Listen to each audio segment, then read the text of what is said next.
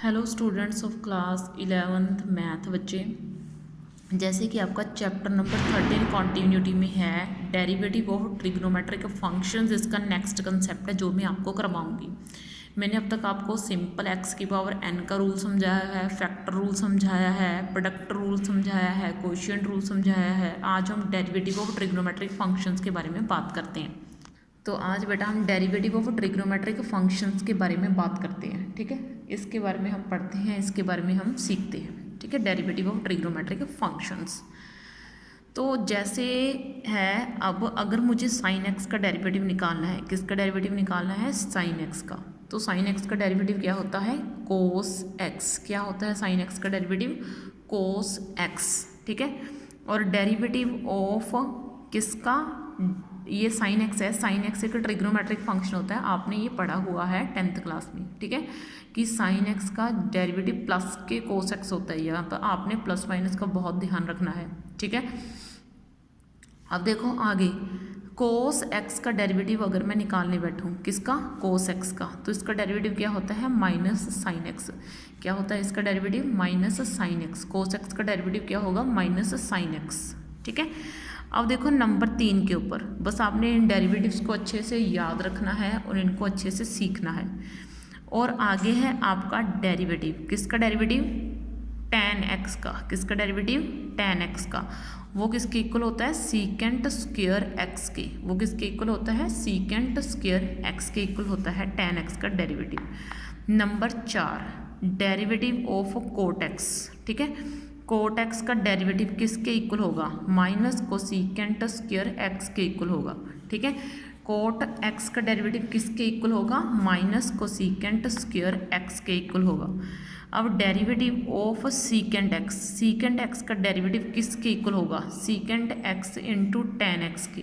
किसके इक्वल होगा? Secant X into tan x के इक्वल होगा सीकेंट एक्स का डेरिवेटिव। ठीक है, आगे है नंबर 6। नंबर 6 में है डेरिवेटिव ऑफ कोसिकेंट एक्स। किसका? कोसिकेंट एक्स का डेरिवेटिव। वो किसके इक्वल होगा? Minus cosecant X and cot X के इक्वल होगा डेरिवेटिव किसका? कोसिकेंट एक्स का। साइन एक्स का डेरिवेटिव क्या है? Cos X. कोस एक्स का डेरिवेटिव क्या है? Minus sine X. Tan X का डेरिवेटिव क्या है? Secant square X. और कोट एक्स का डेरिवेटिव क्या है? यहाँ पर ना प्लस माइनस का आपने बहुत ध्यान रखना है।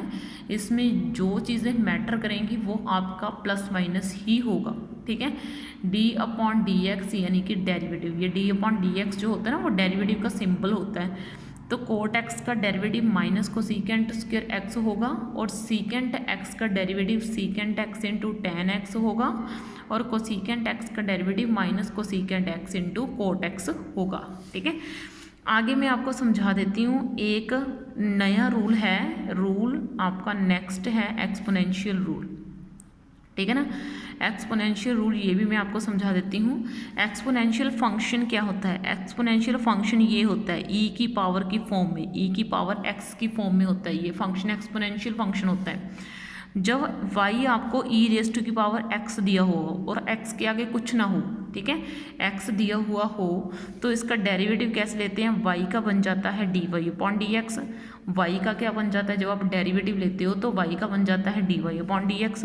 और ई रेस टू एक्स का डेरिवेटिव सेम रहता है। ई रेस टू एक्स का डेरिवेटिव क्या रहता है? सेम। ठीक है, ई रेस टू एक्स का डेरिवेटिव क्या रहता है? सेम। समझ में आई आपको बात? है D Y upon D X और ई रेस टू एक्स का डेरिवेटिव आपका क्या रहेगा? सेम। समझ में आई बात आपको? ठीक है, अब इसका सेकंड रूल वो भी सीख लो। अगर आपका ऊपर क्या हुआ? E raise to a x हुआ। अगर आपका यहाँ पे कुछ होता है e raise to power a x, यहाँ पे कुछ होता है एक्स के साथ कुछ हो, तो आपने डेरिवेटिव पता है कैसे लेना है? डेरिवेटिव आप ना, अगर एक डेरिवेटिव का सिंबल और होता है D Y upon D X की जगह, अगर आपको ये दिया हो, वाई ना दिया हुआ हो, इसकी जगह आपको एफ ऑफ एक्स दिया हुआ हो, तो डेरिवेटिव को डैश से भी डिनोट कर देते हैं। किससे डिनोट कर देते हैं? डैश से। ठीक है, यहाँ पे है x, f dash x. E raise to x का derivative same, e raise to power x का डेरिवेटिव क्या? सेम। ठीक है, फिर ऊपर वाले फंक्शन का डेरिवेटिव आपने अलग से लेना है। अगर x के साथ कुछ आ जाए तो ऊपर वाले फंक्शन का डेरिवेटिव आपने अलग से लेना है। समझ में ही बात? ऊपर वाले फंक्शन का डेरिवेटिव आपने क्या लेना है? अलग से। ठीक है, और आगे मैं आपको लॉग फंक्शन के बारे में पढ़ा देती हूँ, ठीक है ना। लॉग, अगर आपको इसको ऐसे लिखते हैं LOG लॉग, इसको ऐसे पढ़ा जाता है लॉग x। अगर यहाँ पे x दिया है तो y is equal to log x, ठीक है। तो हमने ये लेना है इस तरीके से डेरिवेटिव कैसे, y is equal to log x। तो डेरिवेटिव जो हम लेंगे तो y का क्या बन जाएगा, dy अपॉन dx, और ये 1 अपॉन x, इसका डेरिवेटिव क्या होगा 1 अपॉन x, इसका डेरिवेटिव क्या होगा 1 अपॉन x, ठीक है। और आपको कुछ मैं रूल्स लिखवा देती हूँ लॉग फंक्शन के, ठीक है। रूल्स ऑफ लॉग फंक्शन, ठीक है, रूल्स ऑफ लॉग फंक्शन, ठीक है। अब देखो रूल्स क्या हैं, जो आपके फॉर्मूलाज ही हैं, हम रूल की जगह पर ये फॉर्मूलाज ही हैं। पहला रूल, अगर log m plus log n हो, ठीक है, अगर log m plus log n हो तो log m इंटू n हो जाएगा, मीन्स log 1 रह जाएगा, m और n मल्टीप्लिकेशन में आ जाएंगे, log m इंटू n होता है आपका। सेकेंड रूल, अगर log m minus log n हो, अगर क्या हो log m minus log n हो तो ये फ्रैक्शन में चला जाएगा, log m अपॉन n हो जाएगा, ये क्या हो जाएगा log m अपॉन n हो जाएगा, ठीक है। आगे क्या है थर्ड में क्या है, अगर आपका log m की पावर n है, log m की पावर क्या है n, तो ये n नीचे उतर जाएगा, n log m, ठीक है। तो ये n क्या हो जाएगा, नीचे उतर जाएगा, n log m, ये बन जाएगा। और आगे क्या है फोर्थ आपका, ठीक है, अगर log e हो तो वो 1 के इक्वल होता है, किसके इक्वल होता है 1 के।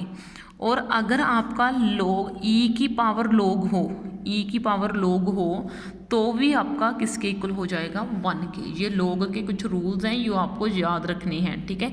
ये हम नेक्स्ट पार्ट में क्वेश्चंस में अप्लाई करने सीखेंगे। तो इस लेक्चर में आपके लिए फॉर्मूलाज ही बहुत हैं, नेक्स्ट लेक्चर में हम इनके ऊपर वर्क करेंगे। ओके बेटा, थैंक यू।